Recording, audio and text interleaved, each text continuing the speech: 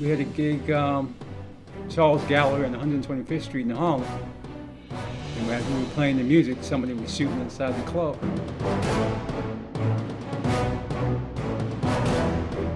At times you have to learn how to put your own choices to the side for the sake of entertaining and getting butts on the floor.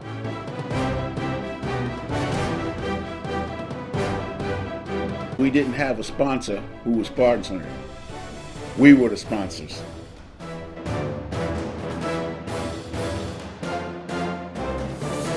If you're talking about artists, the era of the 70s was very, very discotheque.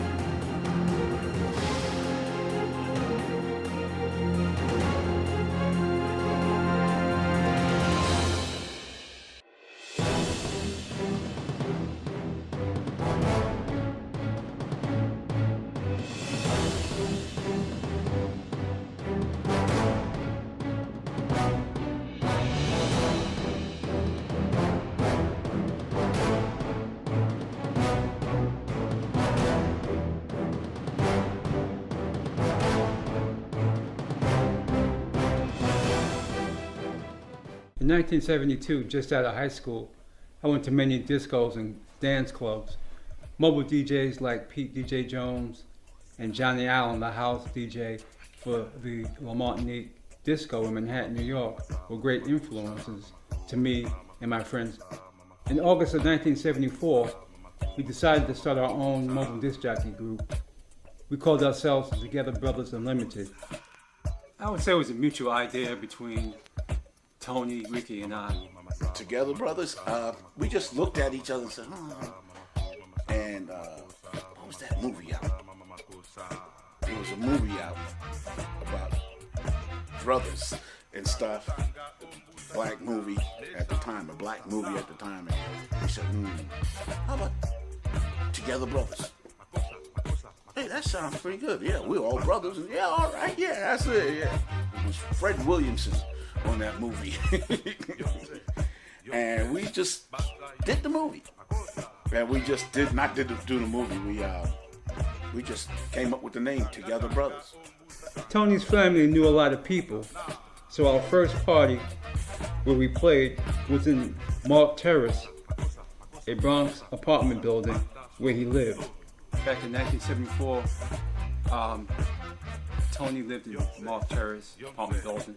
His sister had a birthday party, something like that, and asked Tony if we could play the music. The party was in the building's community room. Then that was the beginning of Together Brothers Unlimited. We were out in front of Mark Terrace at the time, and they had a little block party going on out there, and I was DJing and stuff like this, and then Kurt came over, and then Ricky came over and said, hey man, let's do something over here like this. So we went down to the community room where the party was, and it was partying on. So we did. It was kind of a mutual agreement between us.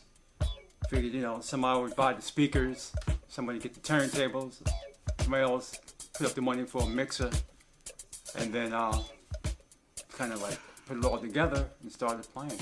We played ball together, whether it was football or baseball, or that little triangle off the corner of Given and Palmer, or Pirates Field, or Secor. We just naturally hung out a number of times and just kind of just morphed into it one day. We also used to hang out, different clubs, dance clubs, and sometimes with Joan and her friends, and we'd see different DJs playing, in the area, and we figured, hey, we could do that. So we did. The name is a combination of the movie called Together Brothers and Barry White's group Love Unlimited. We said, okay, we're gonna need to get some money up, and let's just get this going. It was an exciting phase for me because being my cousin and family members and close friends that were involved in the DJing, okay, let alone just the group itself, as personal friends that we were, was exciting for me.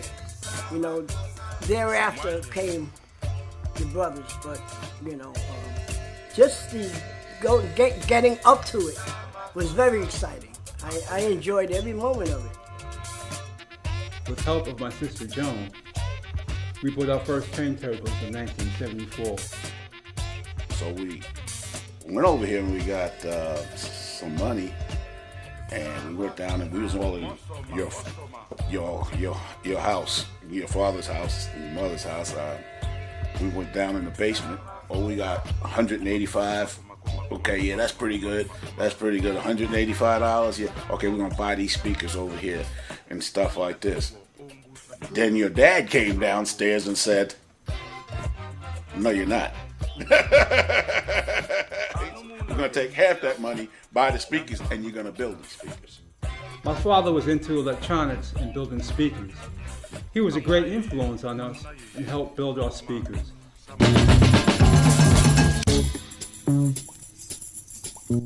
Our first major gig was against the house DJ at the Black Watch Room Disco in Manhattan. We were amazed at the sound of his speakers.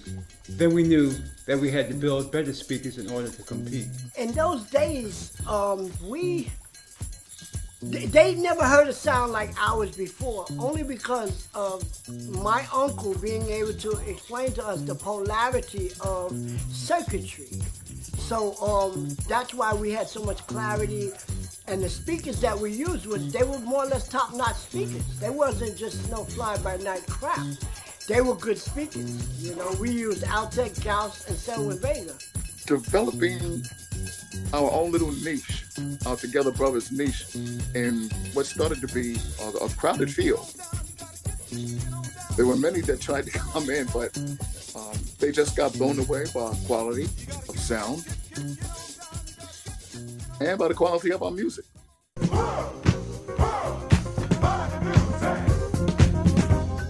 It was a very dynamic time, Brian, in regards to the music scene. And it was just so exciting being part of it. We were making history. Yeah, those were the good old times. Who was doing what? If you're talking about artists, the era of the 70s was very, very discotheque. It was hustle, a lot of instrumentation, a lot of showcasing with artists. It was what I call the fusion era, where they took the old music like Beethoven and stuff, and they started putting it through electronic sound and stuff like this. It was a very experimental time. It was definitely before rap or hip hop, it was even before the main disco sound when we started. We were playing more top 20 R&B. 1976 to 1979 were our best years with our best work and popularity. Throughout the 11 years that we played, we battled and played alongside with pioneer DJs Pete DJ Jones and JJ. Well, we each brought something in terms of making us the Together Brothers. We had our each had our unique characteristics. We played with hip hop, DJ legends DJ Hollywood and Eddie Chiba. Cool DJ Rock with Timmy Hall and the Come Off Crew. The artists that I was influenced by were the bands Crown Heights Affair, BT Express, Brass Construction, so forth and so on. We were also friends with the band The Rhythm Makers, later known as GQ. Other band groups we played with are The Moments, Crown Heights Affair. I really got into the mixing from whether it was Pete DJ Jones and Plummer, who was my personal idol, just because of the smoothness and how he grouped records together. And like if he was writing a song or writing a story with his mixes. The Tramps, Harold Melvin and the Blue Notes, Joe Bataan, the Rimshot Singers, Chuck Jackson, Sylvia, Candy State, and many others.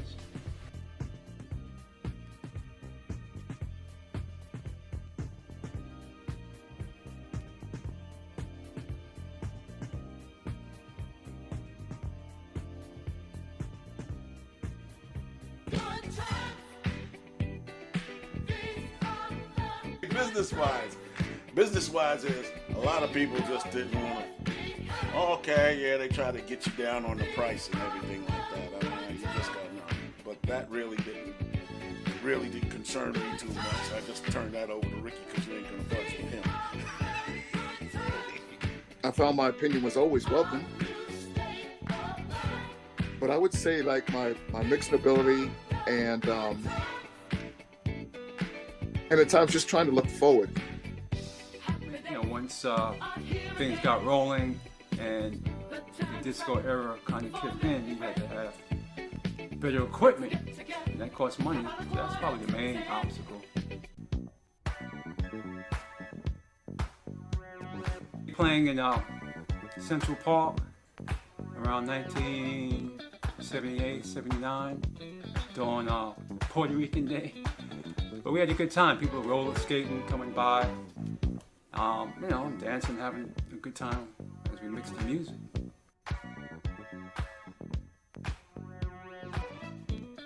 We had a gig, Charles Gallery on 125th Street in Harlem.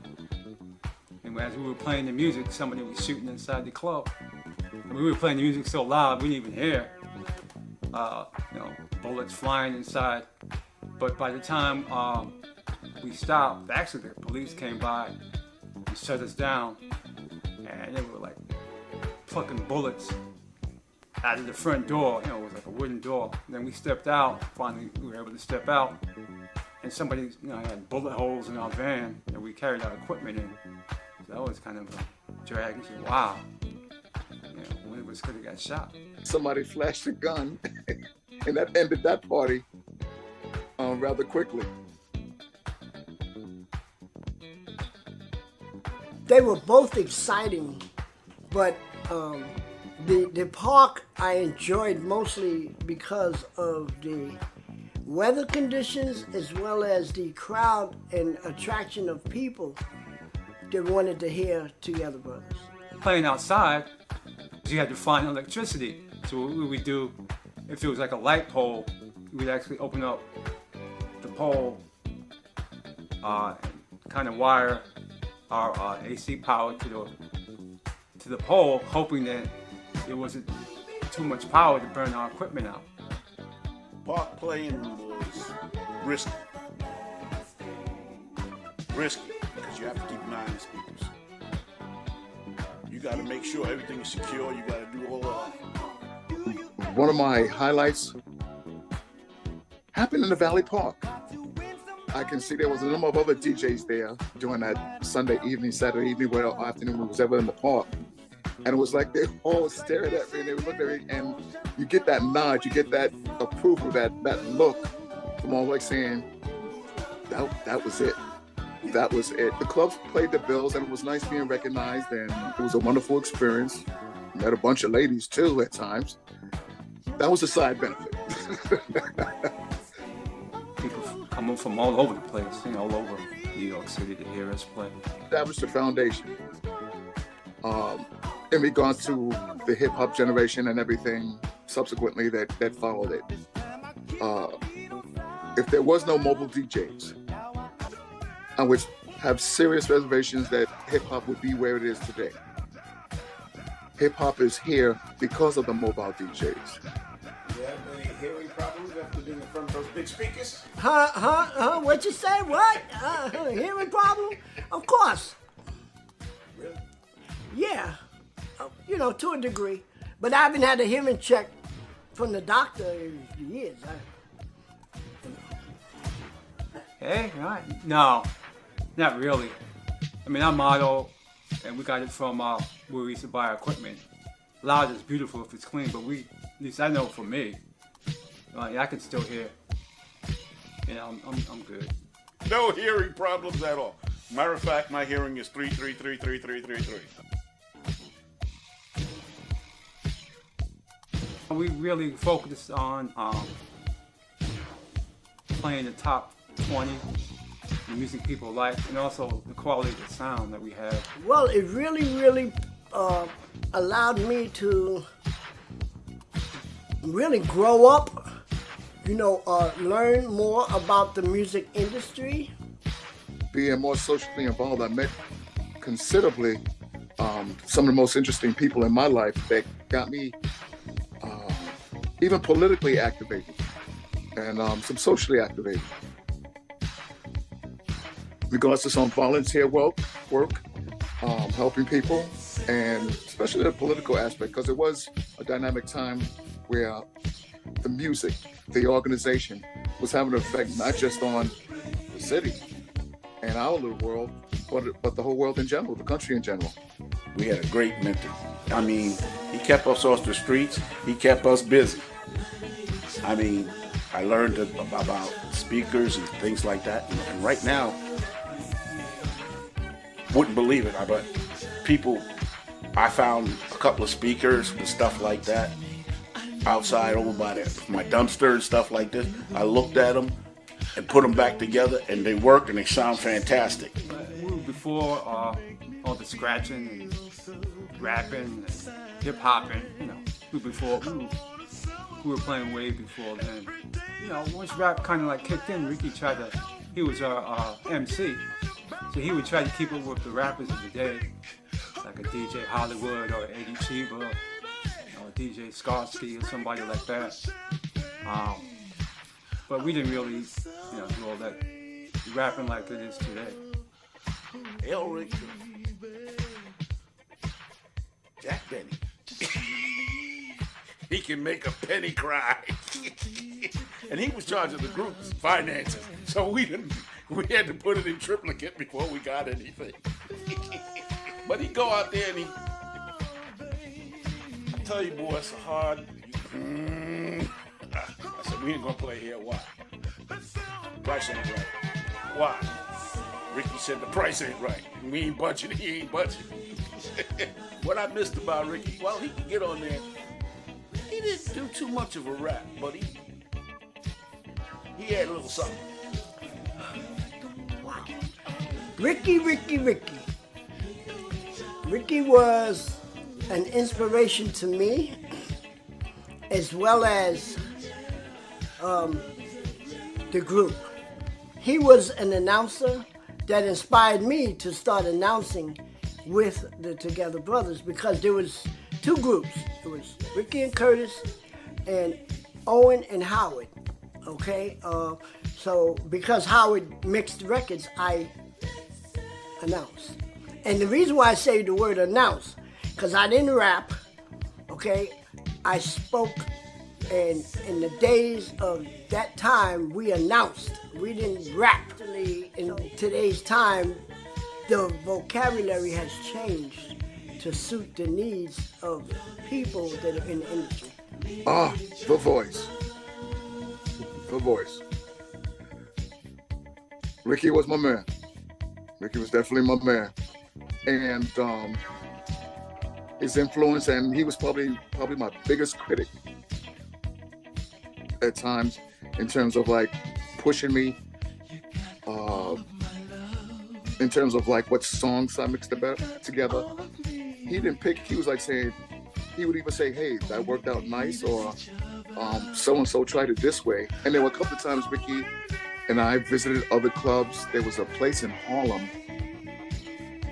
and which is no longer there. It was on 125th Street one night, and there was this Latin DJ, and I'm listening, and I'm like saying, this guy was smooth. This guy was really, really, really smooth. And I was describing to Ricky, I'm like, "Did you hear that, Rick?" He was like, "He mixed that?" I was like, "Yeah, because he studied the song." He was like, "Well, you keep that up. You keep that up." So he was, Rick was a major influence of me studying the music and studying how to mix it smoother. And what songs, he made suggestions in terms of what songs were more currently popular than the other. I had my popular songs. They weren't everybody else's popular songs, so at times you had to learn how to put your own choices to the side for the sake of entertaining and getting butts on the floor, getting the feet stomped. Me and Ricky, we grew up together. See, I must have been 12, and he was probably about 11. So we go way back.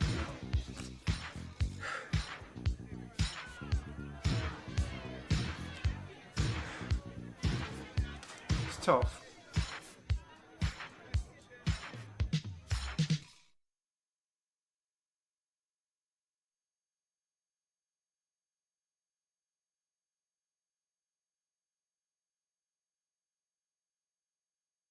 Our last gig was in December of 1985. Throughout the 11 years that we worked as mobile DJs, in the early years, we were first known as the Together Brothers Unlimited. Then, we were known as the Together Brothers Disco Machine. And finally, we were known as the Together Brothers Power Freaks of the Bronx. Whatever we were called, we will always be known as Together Brothers for life.